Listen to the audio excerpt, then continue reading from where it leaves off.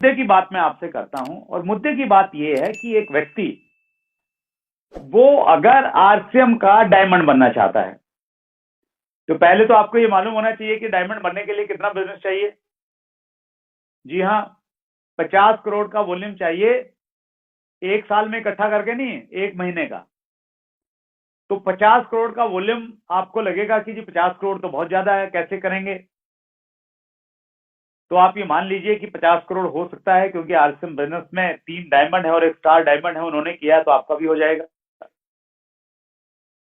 तो हो सकता है। कैसे होगा? मैंने क्या किया, 50 करोड़ महीने का धंधा करने के लिए, और ये बिजनेस बहुत आसान है। कॉपी कैट मार्केटिंग की किताब है वर्क हेजेस की, उसमें वो लिखते हैं कि जिंदगी में कामयाब होना बिल्कुल कॉम्प्लिकेटेड नहीं है, बहुत आसान है। बस आपको ये करना है, जिस क्षेत्र में आप कामयाब होना चाहते हैं उस क्षेत्र के कामयाब लोगों को देखिए कि वो क्या करते हैं, जैसा वो करते हैं हूबहू आप वैसा कीजिए, उनको कॉपी करना शुरू कर दीजिए। जैसे कपड़े पहनते हैं वैसा कपड़ा पहनिए, जैसे वो बोलते हैं वैसा बोलिए, जिन लोगों में उठते बैठते हैं वैसे उठना बैठना शुरू कर दीजिए, जो किताबें पढ़ते हैं वैसी किताबें पढ़ना शुरू कर दीजिए।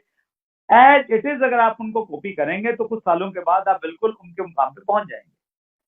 और डायरेक्ट सेलिंग की तो यही खूबी है, ये डुप्लीकेशन का बिजनेस है। जो आदमी जितना ज्यादा नकलची होगा ना, जितना ज्यादा नकलची होगा, कॉपी करने में मास्टर होगा, वो उतना जल्दी इस बिजनेस में कामयाब हो जाएगा।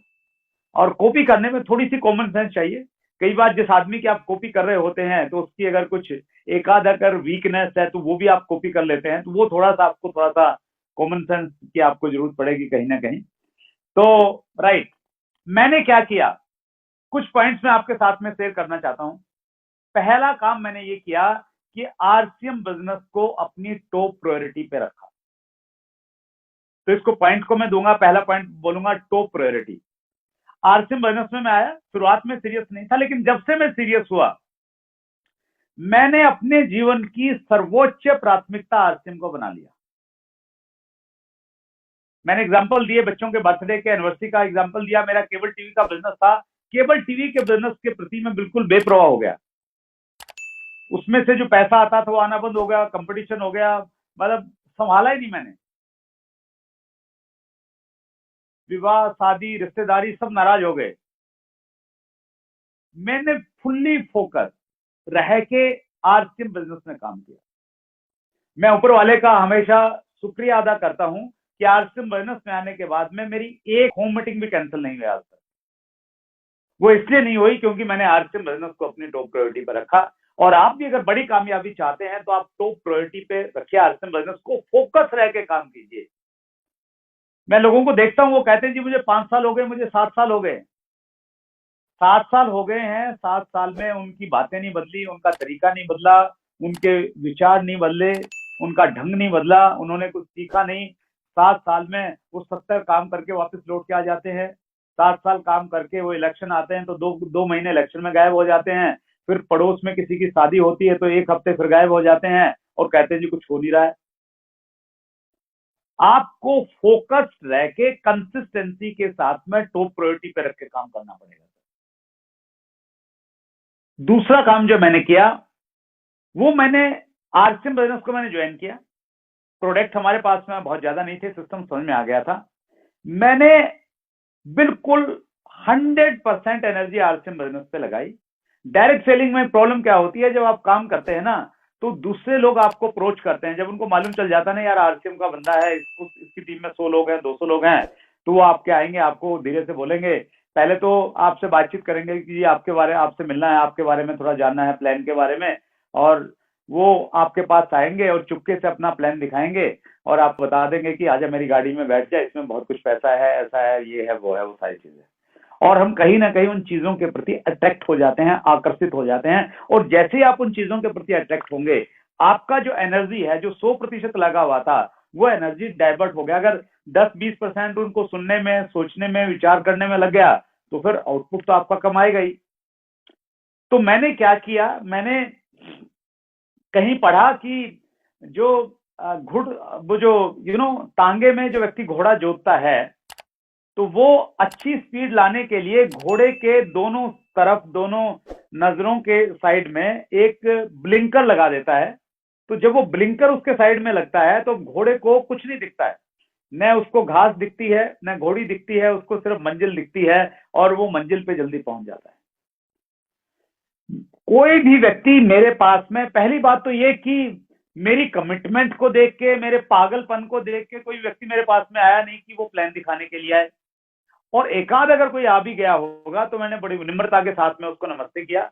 मैंने कहा भाई साहब, आपकी कंपनी मान लिया बहुत बढ़िया है, आपका प्लान बहुत बढ़िया है, आपके प्रोडक्ट मतलब जो है ना वो आसमान से आए हैं, इससे बढ़िया कुछ है नहीं, लेकिन मैं आरसीएम बिजनेस को लेके कमिटेड हूं और मेरा कमिटमेंट है कि मैं जिंदगी भर आरसीएम करूंगा, इस कमिटमेंट के साथ में आया हूं, प्लीज मेरा कमिटमेंट मत तोड़िए। तो आदमी ने फिर मेरे से बातचीत नहीं की। और जब आप थोड़ा सा, आपके मन में कुछ लालच रहेगा, कुछ देख लूंगा, कर लूंगा, चलो सीख लूंगा, चलो एक आईडी तो लगा ही दूंगा, फिर कैसे कामयाबी? हमने सुना है ना, अगर आप दो नाव में पैर रखेंगे तो डूबना तय है। तो यहां भी आप फोकस रह के काम कीजिए। देखिए आज हम डिजिटल युग में जी रहे हैं।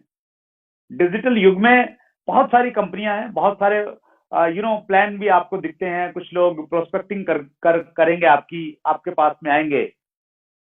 लेकिन आप अगर बिल्कुल फोकस्ड हैं, ब्लिंकर्स लगा रखे हैं आपने, कुछ दिखता नहीं है, 100% एनर्जी आप आरसीएम बिजनेस पे लगाएंगे, तो फिर अगर अब तक आपके पास में परिणाम नहीं है तो आप इस प्रकार से काम करके देखिए, आपके पास में चमत्कारिक परिणाम आएंगे। मैं एग्जांपल आपके सामने हूं, मैंने ऐसा किया।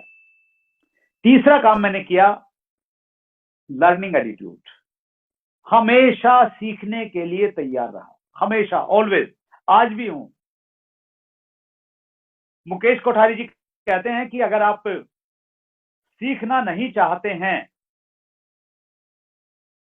If you don't have a learning attitude, कोई भी नहीं सिखा सकता। हार्वर्ड यूनिवर्सिटी का प्रोफेसर भी आपको कुछ नहीं सिखा सकता। और अगर आप सीखना चाहते हैं तो नाली में पड़ा हुआ शराबी और एक छोटा सा बच्चा आपको बहुत कुछ सिखा सकता है। वो नजरिया होना चाहिए सीखने का। मैंने बहुत सीखा, मैंने बहुत सारी किताबें पढ़ी, मैंने मीटिंग सेमिनार में जब मैं जाता था ना, आज भी उसको मैं आज भी फॉलो करता हूं।